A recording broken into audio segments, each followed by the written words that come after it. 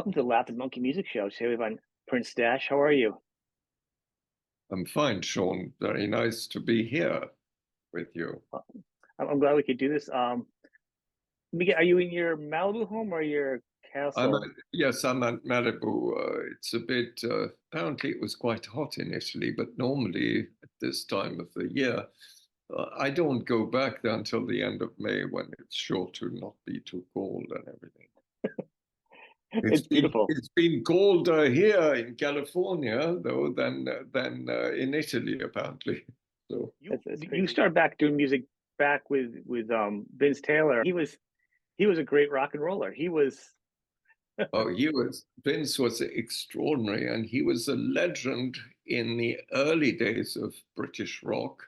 yeah. Uh, he had the distinction at that time of being he appeared to be American, but he was in fact British born, but raised from childhood in America, first in New Jersey, and then his family moved to California, where his sister would marry Joe Barbera of Hanna-Barbera. And so Vince Taylor was soon in the early rock and roll days with people like Eddie Cochran and so on. He learned his craft very well with those Americans. Yeah. Elvis was obviously a big influence on him. And he was sort of a better looking version of Gene Vincent. Once I was at a show in Paris, and this guy who was Belinda Lee. I don't know if you remember Belinda Lee, Little Miss Dynamite. And they said, "Yeah, you play with Vince Taylor. That's the guy who stole. He stole Gene Vincent's act. That's how he summed it up.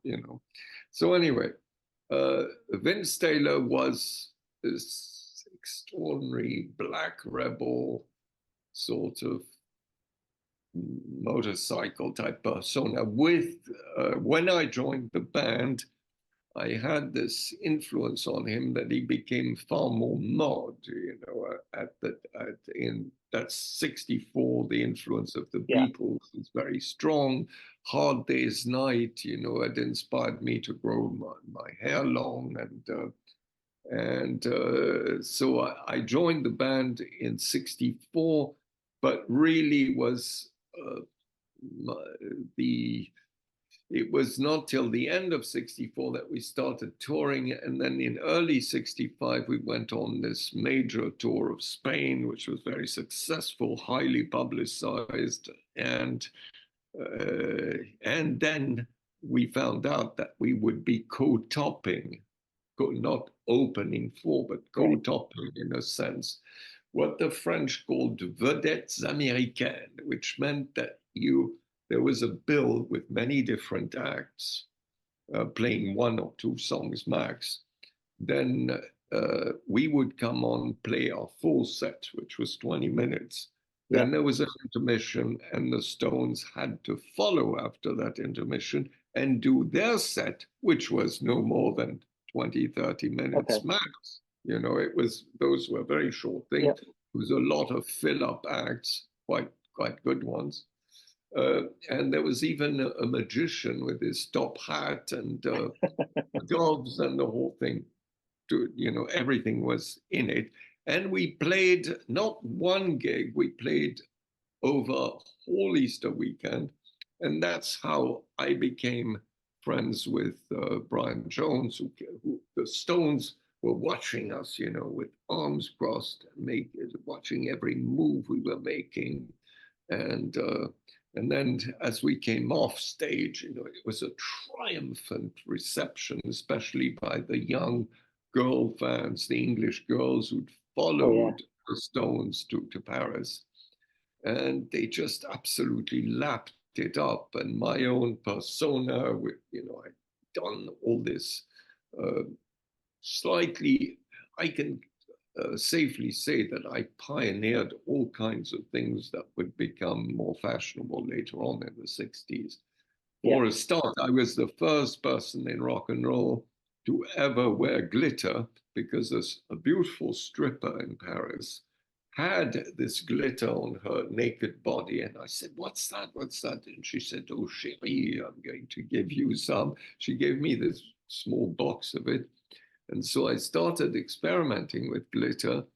And then I had, injured my hand. So I had one black leather glove on, which some people like this guy, Bobby Jameson in California would do, and a few other people did it, but I was the first one to do it.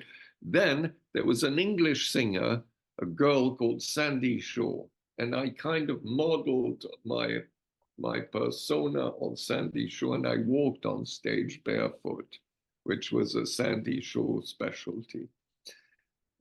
And basically it drove the girls, in those days, drove the girls insane. But in those days, there were no return PAs. That's why, Brian and Keith could play, these stupid little ditties because nobody could hear anyway. The level of screams was so high. So loud. It was very hard to hear the other band members over the racket that the audience made. And the PAs, even any garage band nowadays has better equipment and stronger amps than we did. So so you had to be very visual.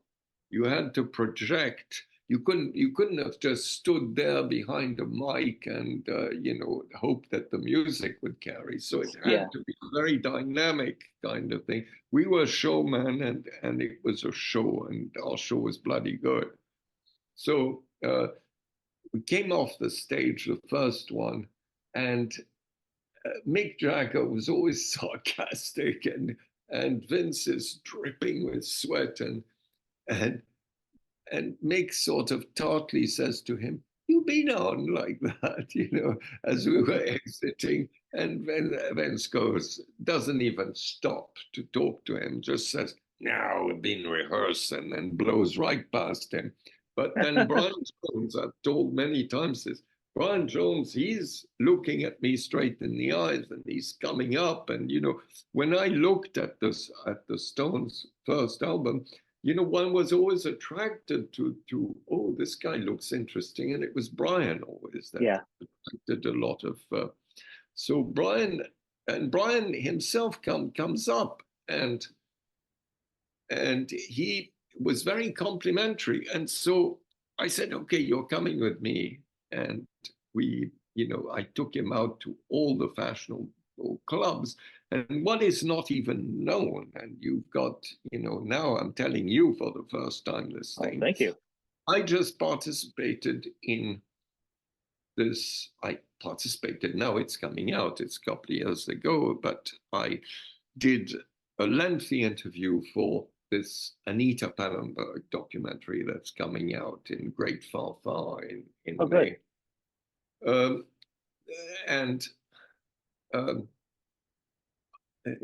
Anita, in her official narrative, never let on what I'm going to tell you, because for the following reason. So Anita was one of my many casual girlfriends at the time. This is the days of free love. We were very sexually much more free than the English, us continental people in my own stance with the group of people I was with. We were we were libertines, and so one never took. We adored each other, but we didn't have possessiveness. We didn't have any of those things. We slept with a lot of people. So Anita happened to be with me on that particular outing. Brian Jones, though, was with his French girlfriend, that a lot, who was very, very cute girl. I'd been with her too, Zuzu, who I'd known many years before that, from 61 onwards. And Zuzu was gorgeous, and she was very sought after, people in the She was a performer, right? Zuzu was a performer, also an artist.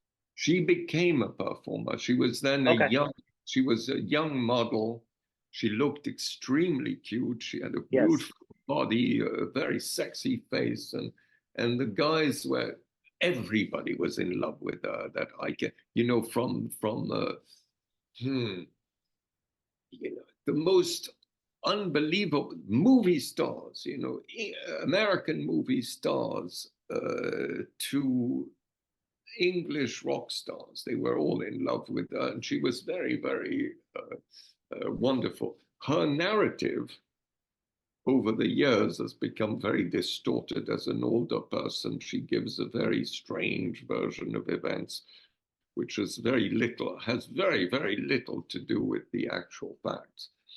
So, and even Anita, so Anita never says, oh, I met Brian then on that Easter 1965 thing. No, she goes forward to months later when she hooked up with Brian Really? in Munich. Yes, so she goes forward to that because that time they hooked up.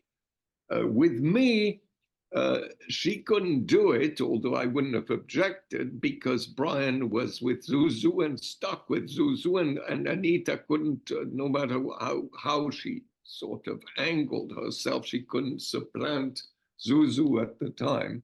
So she suppressed all this from the official narratives and never ever mentions it, which is a very interesting thing Yeah. to know, because everybody knows that she was there, and we went, Françoise Hardy was there. We all went around all night to Castell's, the very fashionable nightclub where everybody went in those days, and then we went to Donald Camel's apartment. Donald Camel was then a painter, but he would soon become a filmmaker, and his famous film was he would do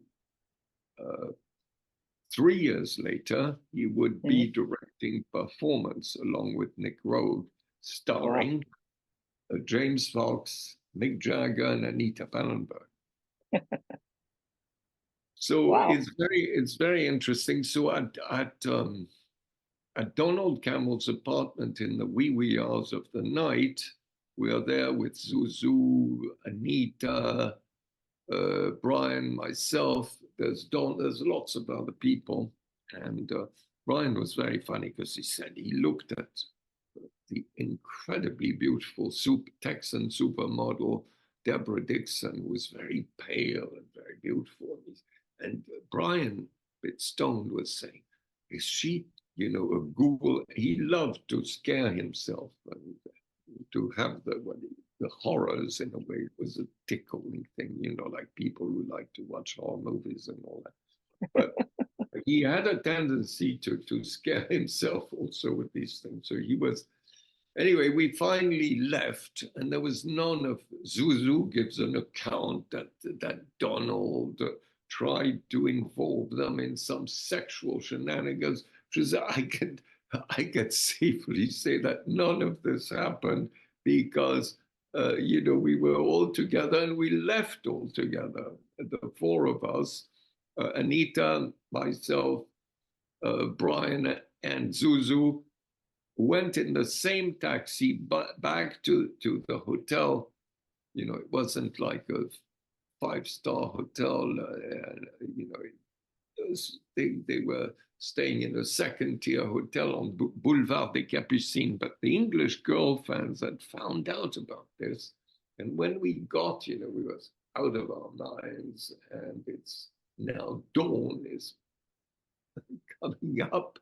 And we kind of stagger out of this cab in front of the hotel, and there's these English girls, hardy English girls with newspapers spread right onto the pavement, and they're kind of napping there, and they bounce up, and we're met with a Wow. barrage. We're met with a barrage of instamatics as they try to, and I always said, oh my God, I wish somebody somewhere would come up with these what must be hilarious kind of photographs Oh yeah. of these derelicts, stumbling out of the cab after all night, after the concerts, after all night partying and everything, and being out of our heads. And basically, they took all these pictures, and I don't think Brian even stopped to sign autographs, but you couldn't actually walk into the hotel lobby without going through these girls. So they did that, and Anita and I took the cab back to the place we were staying, and she was fuming. That's why she never really mentions Shared that. that at all. And it just feels like it's just one more story about Brian's narrative that isn't true. Like nothing around him can be honest. Everyone's relationship around him always has to be different. You know what I mean? The way it's remembered. Just like, Yeah, it's very funny because Anita claimed, oh no, I met him because of this and that. No, she met him all right, and there had been a lot of uh, conversations and whatnot during that whole night, to yeah. the extent that you can talk in nightclubs and at parties. But we've been, and during that whole time, during it wasn't just one night. It was several nights in a row. We even did a matinee on as well as an evening performance Yeah. on Easter Sunday, so that we Wow. had to do two shows. That's the way it was in those days. You often did those. So you think so Brian was attracted to you and your personality, you guys, because you both are very artistic and creative, and you think at the beginning mix with also when you first met you with Vince was very Yeah, almost when like you, jealous, like jealous. I Like mean, it was like Bill Wyman spotted it at once, and in Stone Alone, he related how we became immediate, lifelong friends from those gigs yeah, there. I had met another Rolling Stone before that time because in our band was a drummer called Bobby Woodman, who the record company re-nicknamed him for some obscure reason, Bobby Clark. But Bobby Woodman was a very famous early British rock drummer who played with, you name it, he played with all the early guys, Billy yeah, Fury and those type of people. And he was the first rock and roll drummer to play with double bass drums. And he was very much admired by the likes of Charlie Watts and Ringo Starr, who, was a well-known. yeah, Ringo couldn't join the Beatles originally because he was so much in demand. So Ringo, both Ringo and Charlie Watts came at various times before those type of the event I just described.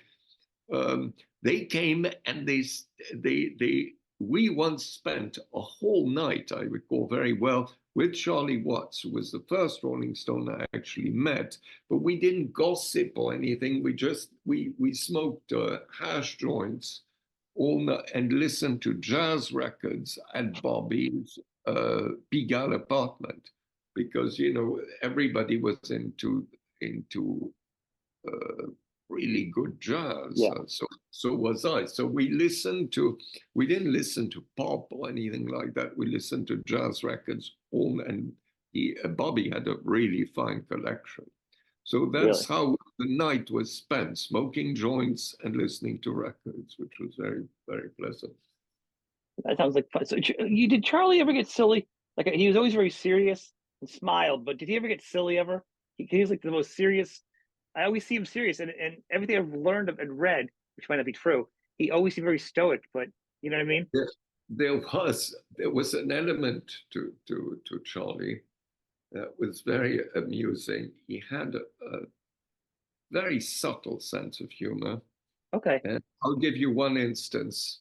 The Stones were rehearsing for an American tour, in Montreux, and I played along, and Yeah. you know, we were spending the this was when this was 1972, and uh, and there's a certain moment in the early morning hours where Mick and Keith go completely crazy when that, or they did in those days, and they would do, you know, the silliest things. They would play pranks on people, you know, because they'd been up and everybody was still. And so we were in the Montreux Palace Hotel, and they started teasing this blue rinse, you know, this very uh, upper class kind of bourgeois American couple by sending champagne to their table and all that. And then the guy came and said, "Oh, that's very nice. Who are you? You know." Uh, uh, and whatever was said, oh, British, you know, this guy was not completely thick. He didn't know who he was talking to, who it was. And keeps going, no, North Vietnam, you know, all this kind of thing to him. And at that point, Charlie turns to me and says, Charlie says, this stage, I don't know those guys, you know. That's great. And he was he was delightful, Charlie. And we had on the 76 tour of Europe, Charlie, percussionist, beautiful cat, Ollie Brown. The three of us ended up in the Belvedere Museum in Vienna to look at the Klimts that they had. In fact, since then, the whole story. But and Ollie Brown, much to our delight and amusement, Ollie Brown's looking at these Klimts and he hates them for some reason. It strikes him as absolute rubbish. And he's Yeah. going, these Gustav Klimt, you know, Ollie Brown's going, hey man, what's that shit doing in this museum? Yeah, this is crap. And Charlie and I were cracking up. You know? So there were many, many light moments like that. Charlie came once to stay at my mother's house, and he he was very, you know, he was very interested in cultural artifacts and things like that. So you had, but he had a very, very supple sense of humor as well. Thing is that all this time frame, this timeline is very, um, is completely within weeks of all these things. We did the Spanish tour. We played with the Stones. You know, I would say against the Stones in that particular thing, and became really good friends with them. But then there was a planned, this is where also the story is completely, everything that you see in these documentaries is Yes, absurd. please. There's one documentary where they've taken my testimony and they've made some posh guy, English guy speak in my voice, but actually it's true. What I said was true in this particular thing. And it's a Vince Taylor documentary. And what happened was that Bobby gives a completely nonsensical account, which wasn't the way it happened. Uh, Vince, okay, I got to back up a little bit. In the middle of, we were going to go on tour, and I had to,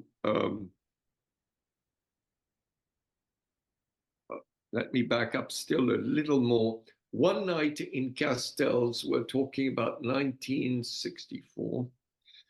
There is the director of the film What's New Pussycat. Okay. His name is Clive Donner.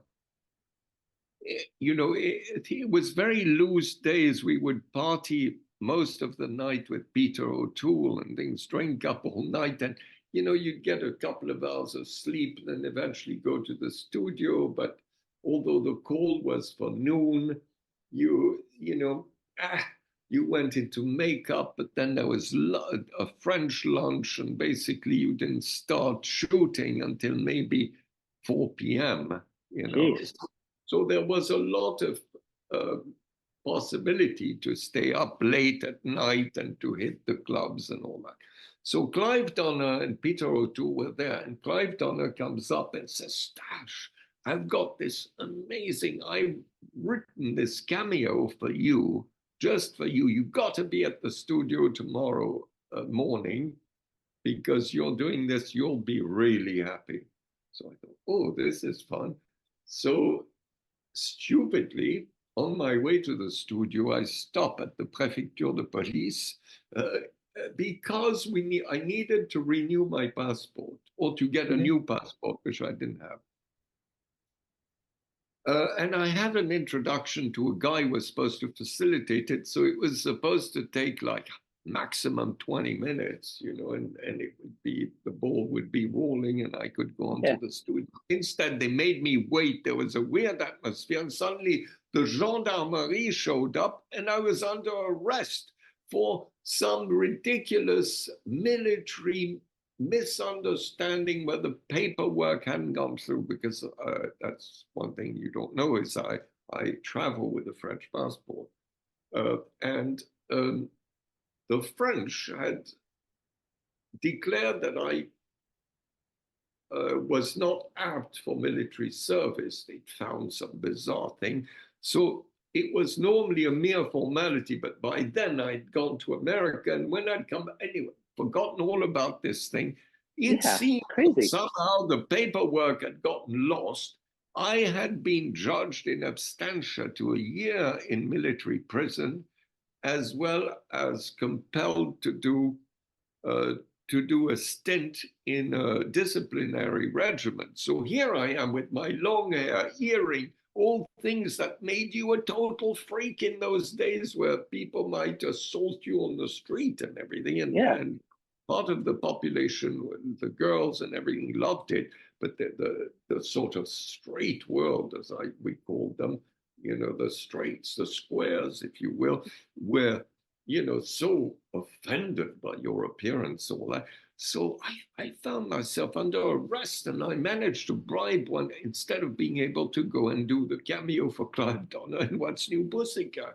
So I'm held incommunicado. I can't even call a lawyer or anything.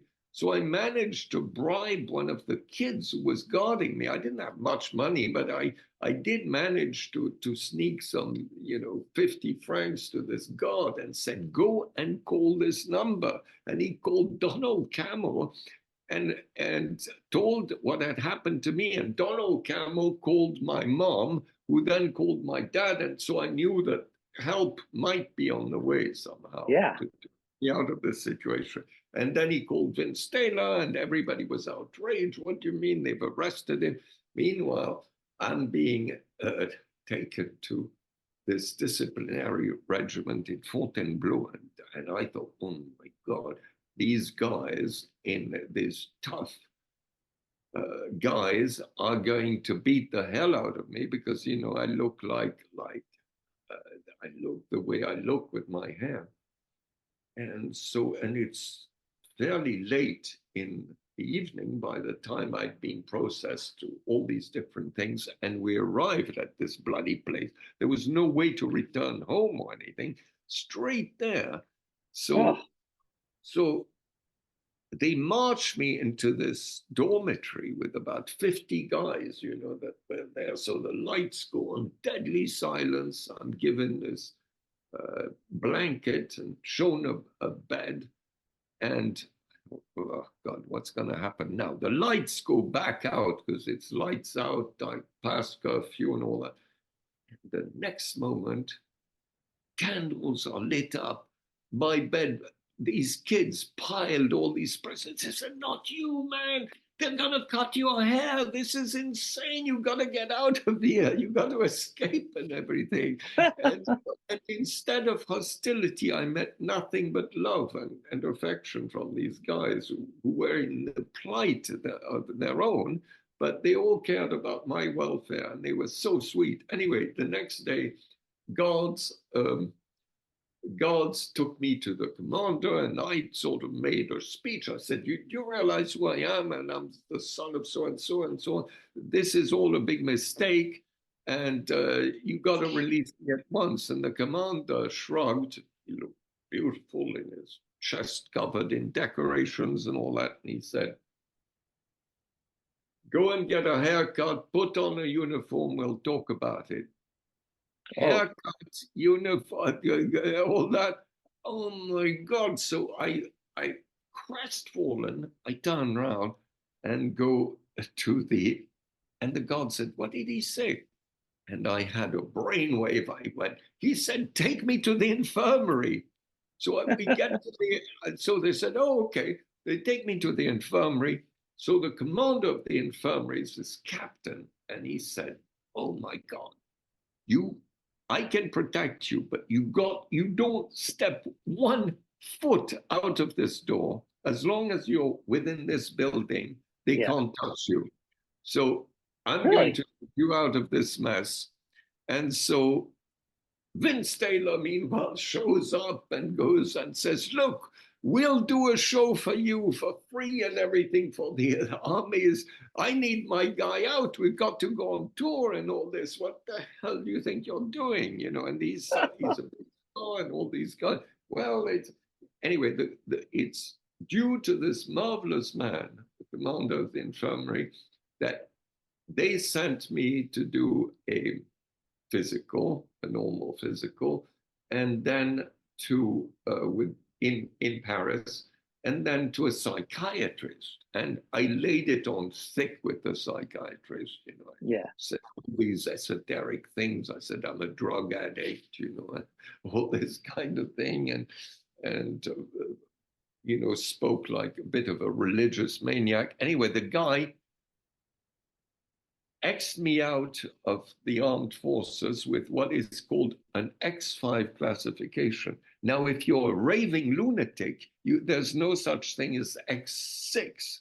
So the guys who drove the ambulance said, oh God, can't this ruin your life? Because this classification is that you're certifiably insane.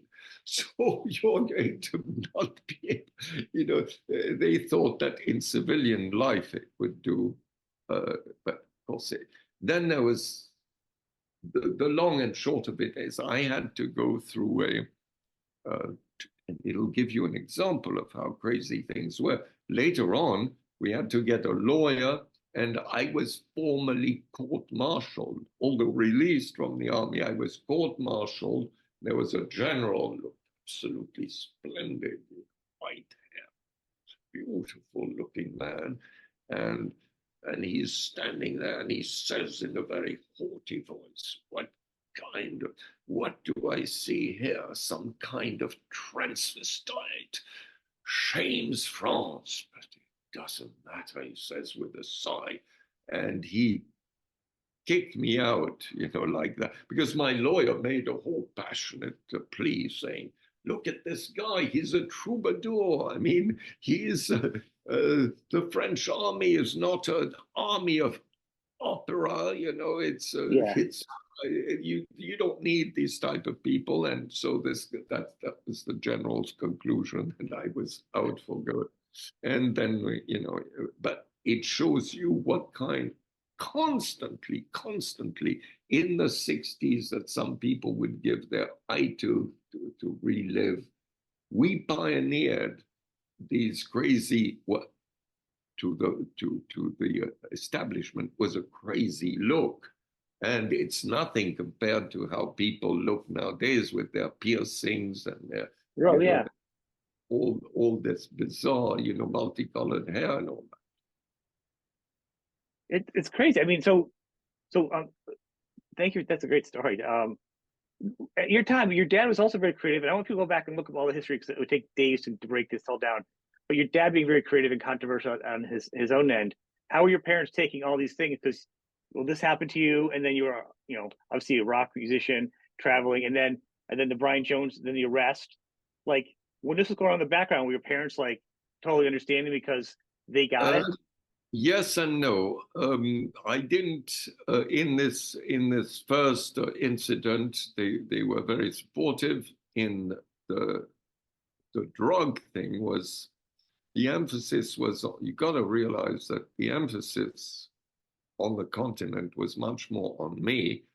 Brian Jones to the press on the continent was one of the Rolling Stones. They didn't care who it Right. was. Okay. Yeah.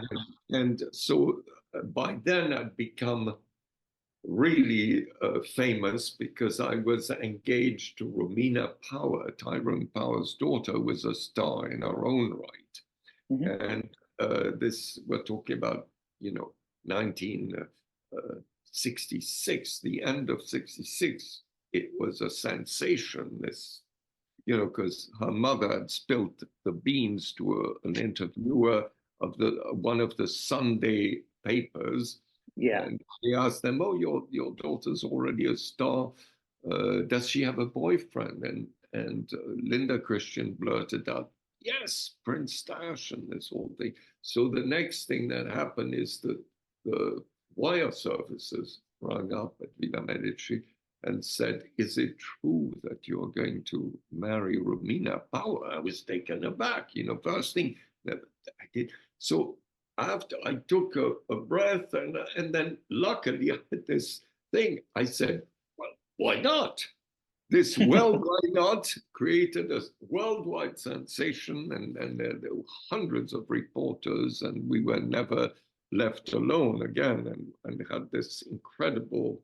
It was very hard to walk the streets after that. So in the wake of all that came only a few months later came the arrest with Brian, when we had been to, Brian persuaded me to go to Cannes because he wanted to know whether he could, whether in my opinion, remember I knew Anita way before he did, Right. so Right.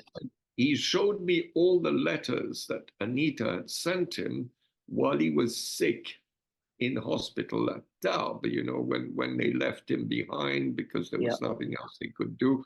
He had pneumonia, but Anita, despite having engaged in this fling with Keith, was still uh, very much in love with Brian and was sending him these letters. They wrote to each other every day. So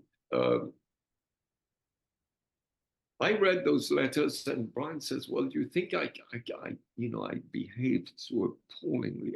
He told me the whole story in all the nasty details of the whole interaction in Morocco and what had happened and how he'd been left behind, but yet he conceded that in a sense, Keith had saved the situation by deciding just not to make a scene, not to start a fight. After all, they were in the same band and it was important.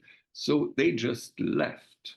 Where they took Keith's car and Tom Keelock was driving, and Anita, and they left Brian behind. And Brian even conceded that it was, he was devastated by being left behind. But uh, after, months later, he was saying, he was right because he was in such a state of complete confusion, jealousy, the rest of it, and, you know, being a bit out of control, let's put it this Yeah. way. Something much more dramatic could have happened, in terms of violence and so on. So in the end, that diffused partly the situation, caused a chill between them, but at least they were able to work together because now Yeah. we're in 67 and they are doing the tour of Europe, and Brian comes to Rome, and he and I get together again, and Keith is gone, and all the Rolling Stones come with me to Villa Medici, and we are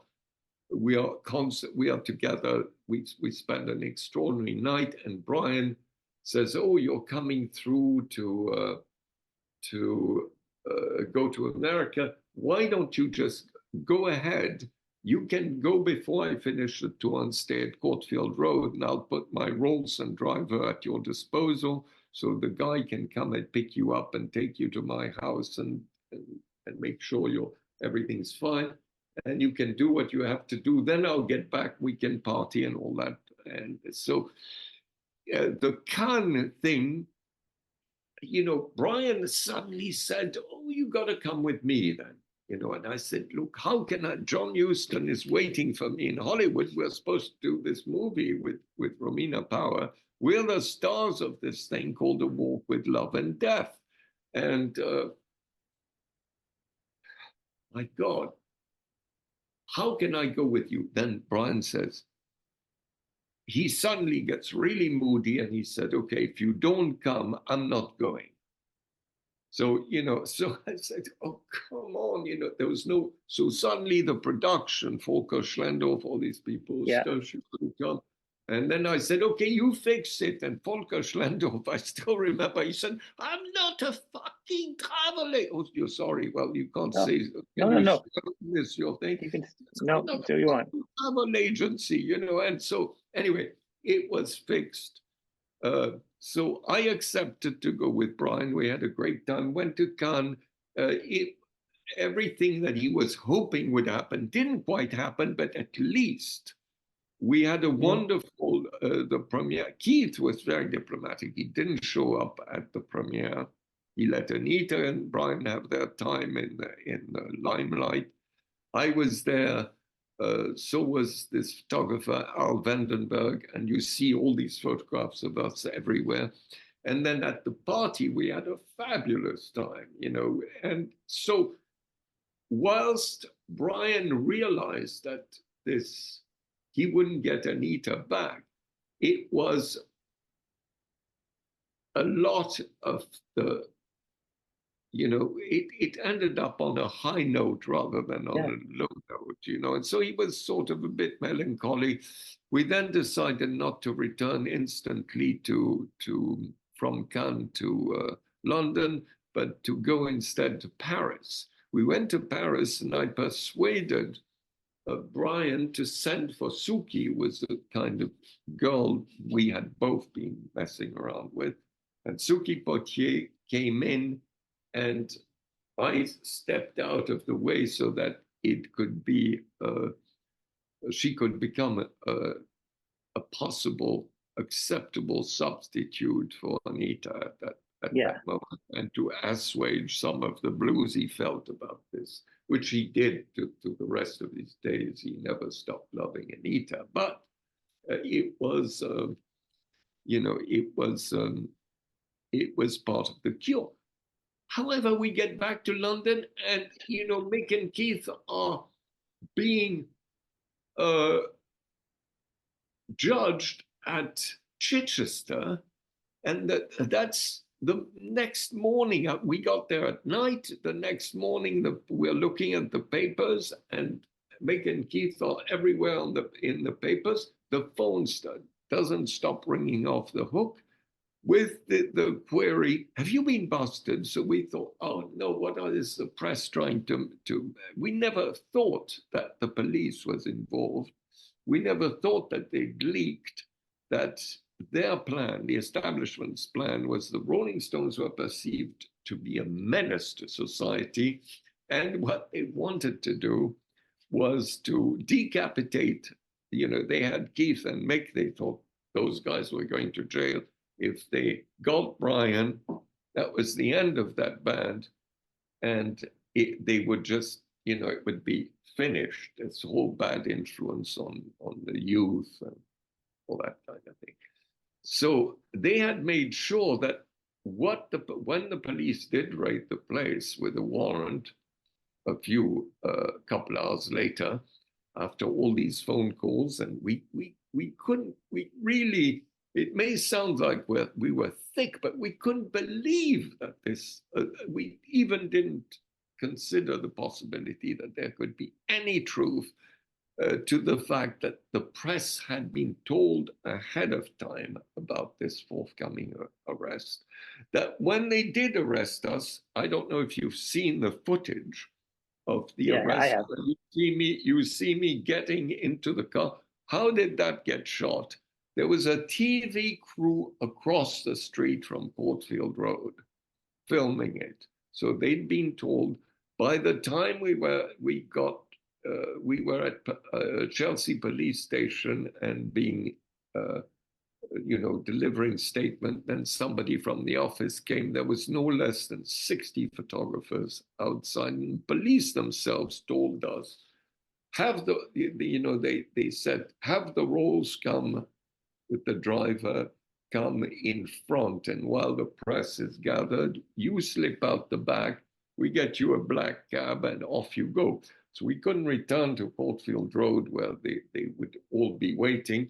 So we went to the Hilton Hotel where Alan Klein, who'd come in to help Mick and Keith, was, in the penthouse suite at the London Hilton.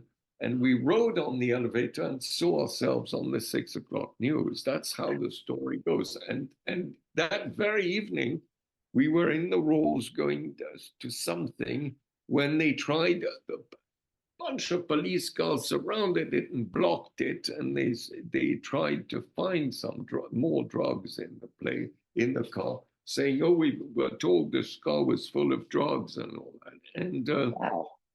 And so it was, completely trumped up charges. Everything was wrong that was announced. They didn't find any cocaine. They found traces, even in almost invisible traces of cocaine in an old vial. They found some useless bit of amphetamine in an old trunk that had belonged to Anita Pallenberg, and then a very suspicious looking wallet with nobody had ever seen it before, and it had some very indifferent grass in it, marijuana, but of a piss poor quality, it looked like, in this too obvious Moroccan looking wallet. We thought, what stupid girl left that here? But it was obviously had been planted in our absence. Yeah. So that's what happened, and the first time we were in court the next day, you can see me laughing a lot because it was a ridiculous circus. We were in there for a minute and then remanded till the next one. The next one where I arrived wearing all these psychedelic clothes was a sensation, but then we laughed less because, much to our amazement, perhaps naive amazement, the Scotland Yard people were giving statements that were so far from the truth as to be outright lies. And Brian and I turned to each other in the dock and we were going, what the hell's going on? Because in our naive minds, we thought, well, Yeah. we could conceivably lie, but the Scotland Yard, those people can't lie. They have to stick to the fact. Instead, they had a script that they went by, and then we were remanded for jury trial. And then during the time from that second court appearance to when we finally went in front of we were summoned to the court at the end of November of that year. That's when things went really, Brian began to fall apart because his legal team had advised him to not to see any other members of the band and to stay away from me, but he didn't necessarily obey. That's the only thing he disobeyed. He would see me still, but he would be very despondent. And Paul McCartney had invited me to stay with him and was threatening that if they wanted to arrest me again, they would have to arrest him. So he wanted me at his house in Cavendish Avenue. and in St. John's Wood, and he was the most radical type of revolutionary and drug crusader, saying, no, no, no, you got to refute all these charges, even if you were guilty, you know. You'd say, well, see what you, this is ridiculous, and challenge all Yeah. the things, which he eventually tried to do himself, but then was called, you know, when he admitted that he'd taken LSD, all hell went loose against Paul that same year. Anyway, so I had a privileged time with the Beatles, who took me, you know, I found myself, you were asking, that's a very, very long Yeah. answer to your initial question. No, but you answered like 12 questions there. How did my parents take it? Well, you know, I didn't dare to say any, to speak to them. I didn't know how they would look at all that. And Brian was, you know, really shocked. And that's why he also took the wrong kind of substances uh, along with alcohol. And he was really like falling apart at that, you know, in the aftermath of that Yeah. thing. And you can understand, you know, it was such pressure. But Mick and Keith, you know, I want to denounce one thing. In England, they made one of those documentaries, and they asked me specifically. I specifically said that when Brian came to see me at Paul McCartney's house, uh, he only complained that the police was too strong, that the case was too strong. You'll see they'll get us. Whereas Paul was saying, no, no, you got to fight it all the way. Brian never said that stupid thing that is they edited me saying, yeah, Brian complained that Mick and Keith were picking on him. How could Mick and Keith pick on him when he wasn't even seeing them? And when he asked me, what are the Stones doing? You know, as if he was not in the band anymore, and you know, had really taken so it's objectionable that people will edit your sentences to make it sound like you're saying things that are totally erroneous. And that's what happened to me, and I'm really pissed off because there was no one I could get. When I tried to see if there was any way to sue these people, there was nobody there. You know, there was a complete evasion. There was nobody you could get a hold of. And I called Paul Trinker, you know, who'd participated in this show, and said, do you know anyone? No, we didn't. So we couldn't do anything about it and couldn't redress this thing. So every time I get a chance, I want to mouth off against these people. You should. You should. It's not true that Mick and Keith picked on Brian. On the contrary, the following year, you know, Brian did some very foolish stuff. They dropped in October of 67, end of October, they dropped the charges against me. We'd won the case. The stupid attorneys had so brainwashed Brian that he wouldn't budge from pleading guilty, which was the first nail. He was pleading guilty to completely trumped up charges. From the moment they were dropping all charges against me because their case didn't stand, you know, didn't have any legs at all. Well, how could they charge Brian, who was charged of allowing his premises to be used for drugs and stupid charges like that, plus this non-existent things that they'd found, and he pleads guilty, which is the worst thing he could possibly have done, because once you plead guilty, you're a felon, and you will never get a working visa to America ever again. And you're years away. Remember, October, late October of 1967, we're years away from the Lennon precedent, which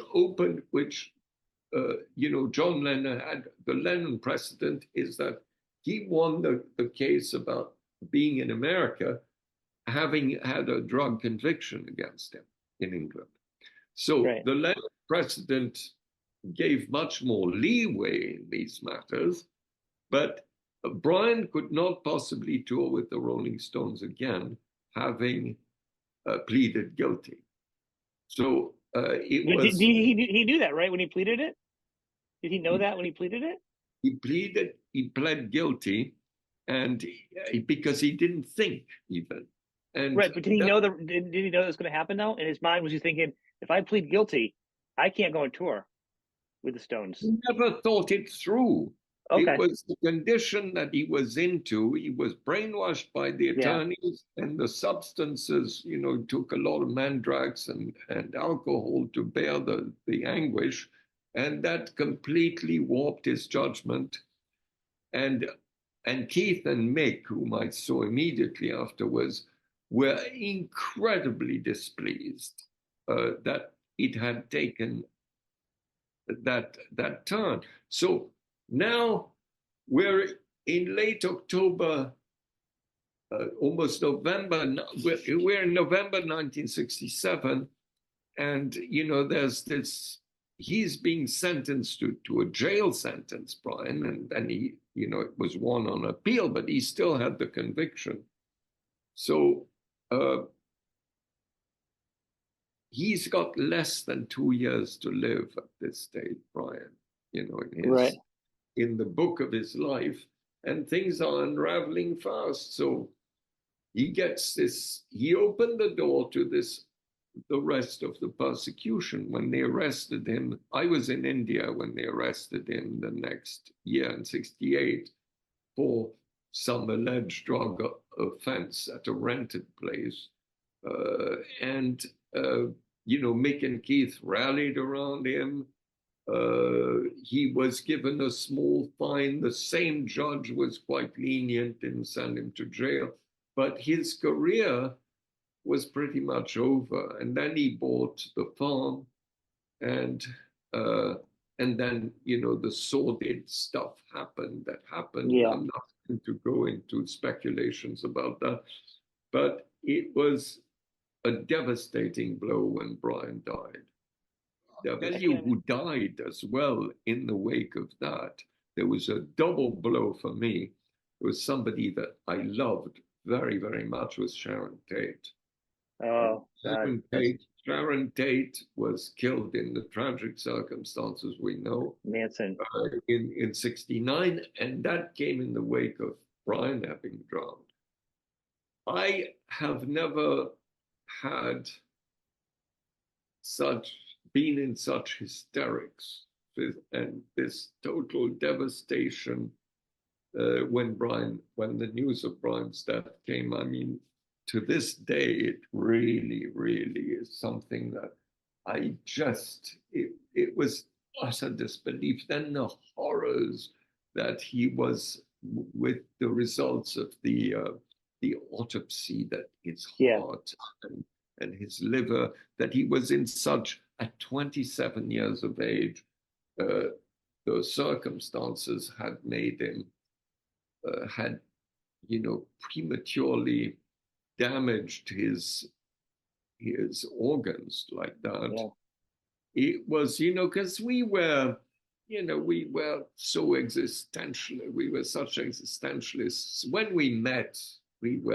Brian had just turned 23. I was still 22 because he was a few months older than me, but we were born the same year. And I was, basically we're the same age.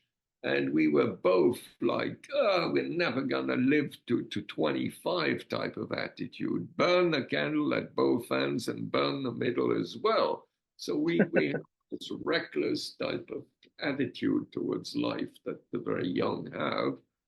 And especially in these heady days of lots of drugs, lots of girls, lots of everything in this mad rock and roll life. So it was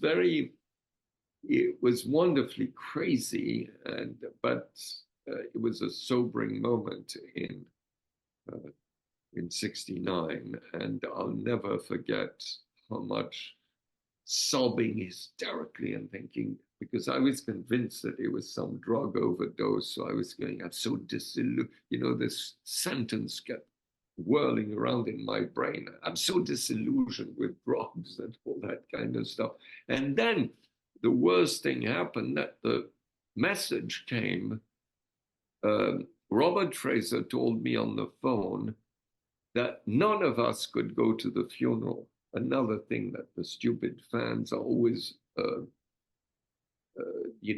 staunch fanatics of Brian Jones, they always say, you didn't even go to the funeral. And they accuse Mick, Keith, myself, and others. Even Robert Fraser didn't go because they didn't want anybody connected with the drug busts of 1967 to go to the funeral, fearing that there would be a much more of a media circus than it actually already was, which they didn't know. So the family had requested.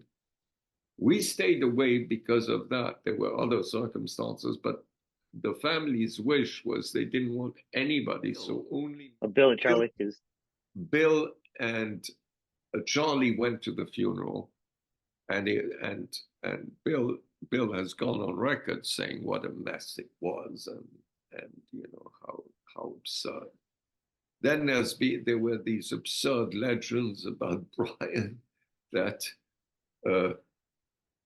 how people can believe these things. They say Bob Dylan bought the coffin. How could Bob Dylan in America in those days have ordered a coffin for Brian? And if you know Bob Dylan, the suggestion is so absurd. Yeah. I don't know how such a legend could even hold water for a second, because it I was never heard that one. it was physically impossible. People always think, it's the 60s were the 21st century, where maybe even today it would be almost impossible to order a coffin, in the delay that there was, right, and to have it made and delivered and all that. It was in fact Tom Keelock who took, at the parents' request, took charge of the funeral organization, and Brian's parents paid for all that. The sad thing is that the whole it does a lot of injustice to the legacy that right. Because he was such a great musician, to make it seem that he was some sort of a martyr, and that everybody picked on him is absurd. The details, it's much subtler, all these things, how the relationships, there's always rivalries between members of a band. There's always stories over girls and things like that, and money and whatnot. But it was nothing compared to what they now paint him to be. And Andrew Oldham, they wanted to get rid of him from the first. It's absolute nonsense. And then, that he was like Count Basie, like the person who hired the members of the band. I mean, it was an amalgam of two different formations that got together. And we have Brian's own testimony to that in writing, that he explained how they formed, and how initially, the formation didn't have evolved, and there was Bill Wyman only came into it afterwards, because the first bass player was Dick Taylor of the Pretty Things, who played in the Stones. Right, yeah. And another drummer before they could get Charlie. They had several other drummers to begin with. And then it fell into its hierarchy. The whole band had its own, its own situation. But yeah, it is a shame that he's not just remembered as being a sensitive guy that was a good songwriter and a multi-instrumental guy, and just that, instead of the whole. Well, that's the one thing. Brian had the extraordinary ability to just pick up something and to be able to do this ability, this uncanny genius, musical genius. The fact that he had such facility was, in a sense, the reason why he couldn't write songs, because he wouldn't, if it was difficult and he couldn't do it right away, he didn't pursue it. So, songwriting, you have to develop the knack. It doesn't come immediately. So to some people it does, but Mick and Keith wrote a lot of useless junk before they managed to know that they didn't knew. They had to learn and to find the groove of writing. Where was Brian at the time when this was happening? He wasn't, as the legends have it, set deliberately aside. He was living very comfortably with Linda Lawrence, now Donovan's wife, and with her parents at Windsor. Brian liked his comfort, and he was quite far from that fairly seedy flat where, not the Edith Grove one, of course they graduated past there, but the flat where Mick, Keith, and Andrew were living at, and where Andrew had the stroke of genius to force them to write original material, having the vision that unless they did, they would eventually run out of, this obscure R&B material to cover that the people didn't know about, which was race music in America. The Syd Barrett part, I didn't know Pink Floyd like I knew the Stones or the Beatles or the Who, but Pink Floyd was relatively unknown when I first heard of them. They lived in a flat where we used to gather. There was a kind of communal living flat that you can read about in several books at 101 Cromwell Road, a vanished building now, but which was opposite the BOAC terminal on Cromwell Road, all demolished, all different now. But it was a very famous apartment. Lots of notorious underground figures of the London Underground lived there, the intellectual underground lived there. And Chris Case, who was the assistant to Robert Fraser, lived there. And above lived this band. I loved the name, Pink Floyd. So eventually I met Syd Barrett, and at the end of 67, we were invited with Nigel and Jenny Lesmore Gordon, this girlfriend of mine, Gay Karen, and we all went to spend the New Year's transition 67 to 68 at a house in the Black Mountains of Wales belonging to the management of Pink Floyd. And that's when we had all that interaction with Syd. We decided to take this fatal acid trip. And Syd had a girlfriend that had been a bit of a strange vibe in this group of people. And at some point, Syd and I were jousting kind of on this trip, like medieval knights. And at one point, I remember that I lost my focus within the trip, which was very much a magical dimension. And we found ourselves in a room which it was like a nursery, and it had padded walls lined with acetate satin in bright colors, gold and reds, and some greens, and there was a bunch of toys in this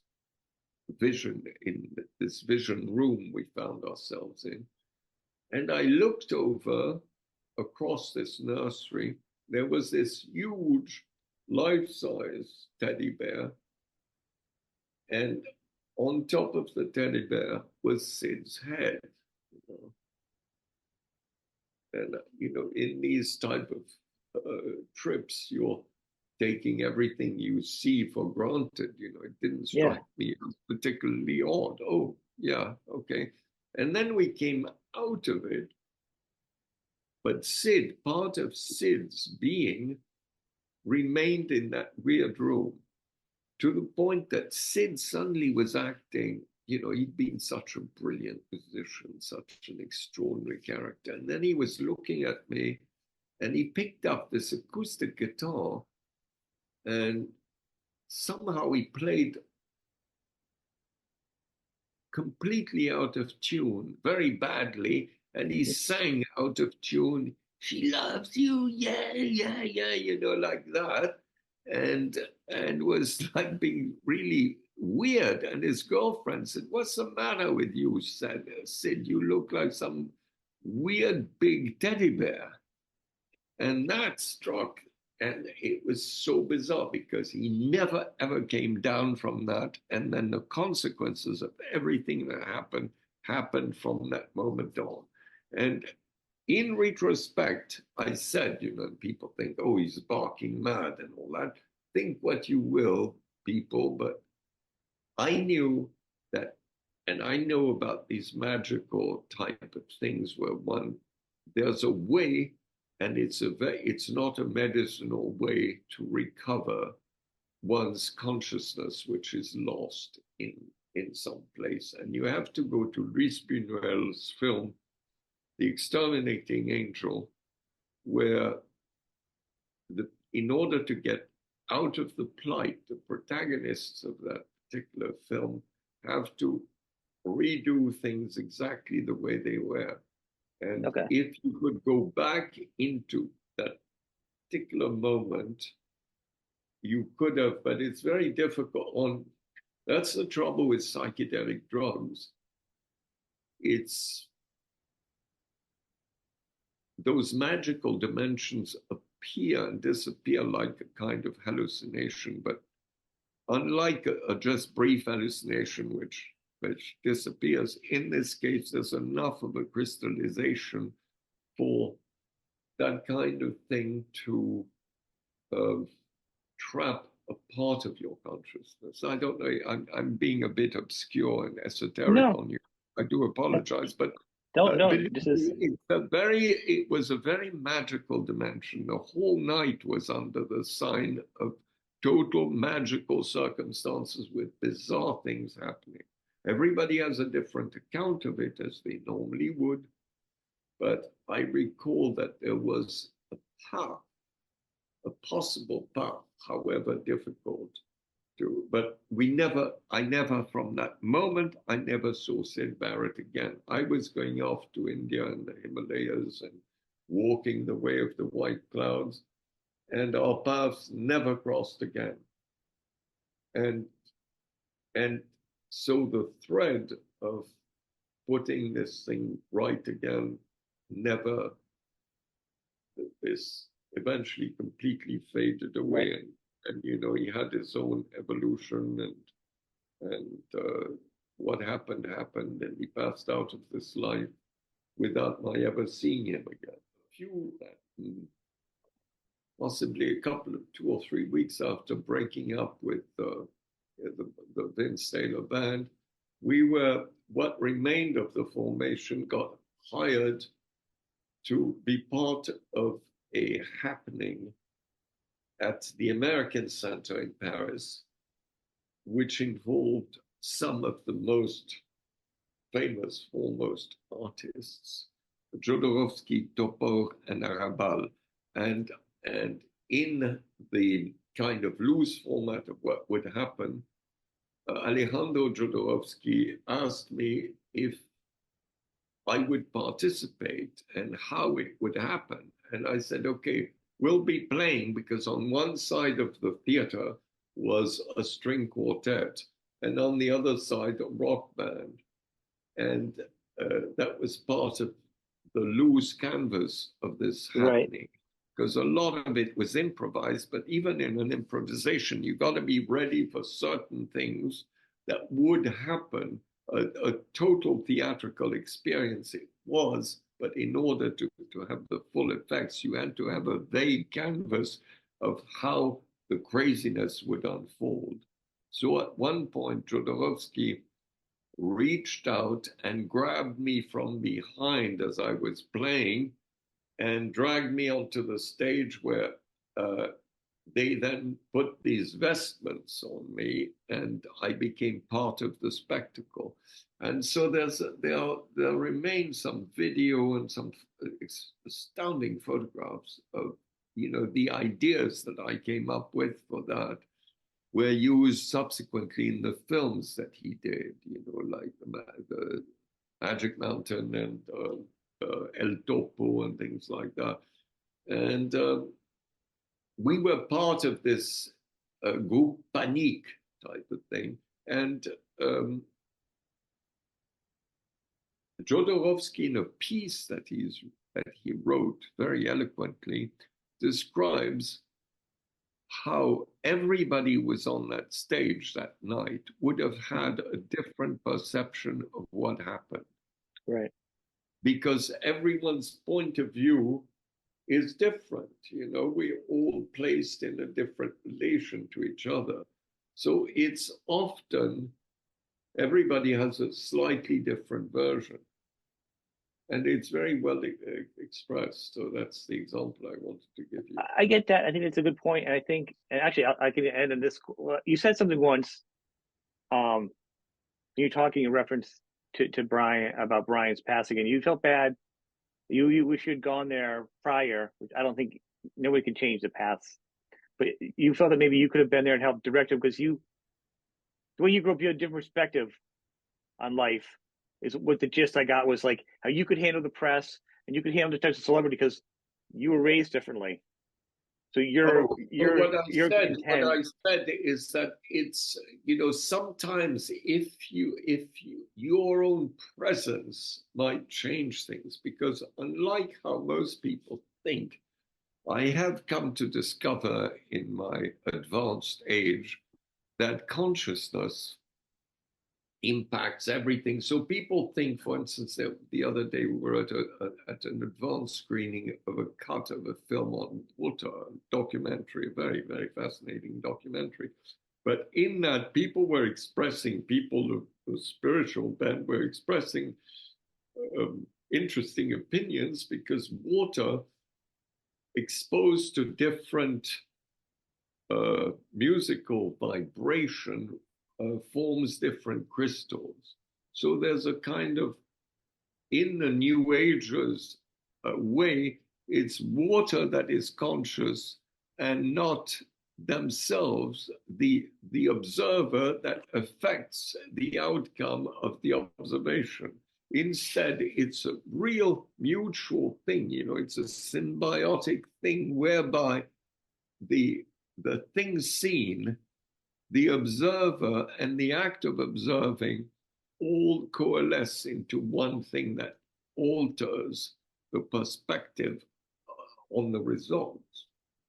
So in this particular instance, you know, the water, the person who is observing, photographing the water crystals and freezing them and all that, their consciousness totally acts upon how the water molecules form. It's very, very interesting. And they didn't really realize that in their narrative about it.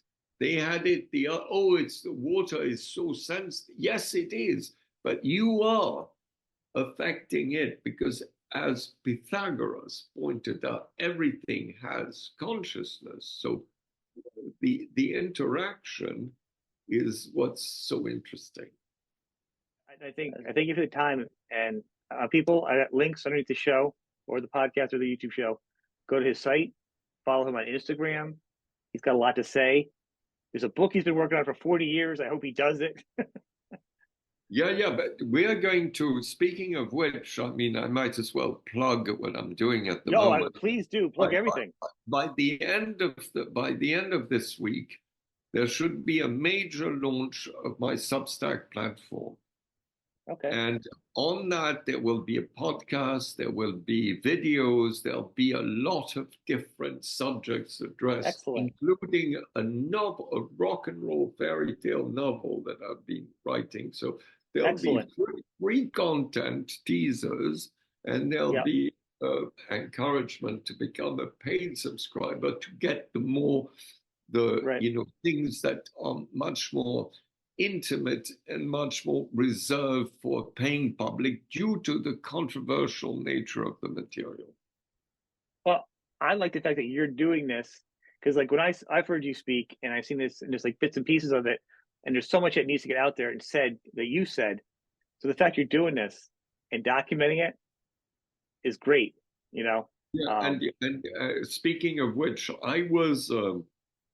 it started casually in July last year with some guests. Sandy Grigsby and Ken Rutkowski came to stay with me. Sandy's a photographer and a director, and she's done a lot of social media work.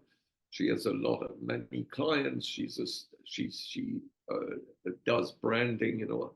She said, "Oh, we've done these. You should do it with you, TikTok." I said, "What the hell is that?" I never paid any attention. So it started as a casual thing. It caught fire, and I never, it was a bit of a lark for me, this thing, and I didn't take it seriously. And within days, the thing had taken fire in such a way that there was a Guardian article followed I read by that. a major story on uh, national TV in Italy, and then a great number of international articles, and the thing kept growing until mid October, when TikTok started to kind of hint that unless you were paying, it wouldn't grow anymore. So she started to, and I didn't pay attention at first, but within a month we were viral on Instagram when she started posting. And it's been less than 6 months that she's been posting. In fact, the whole adventure is less than a year old, far less than a year old, because we're only in April, and it was at the end of July that this thing started, or somewhere like that. It's amazing. So it grew, and it didn't, we only did a lot of the work by the time, I suppose it was in September, that we went to Switzerland and did the Swiss videos, because they had to go over something. And we did a lot of castle videos, and most of the stuff that you see was shot last year.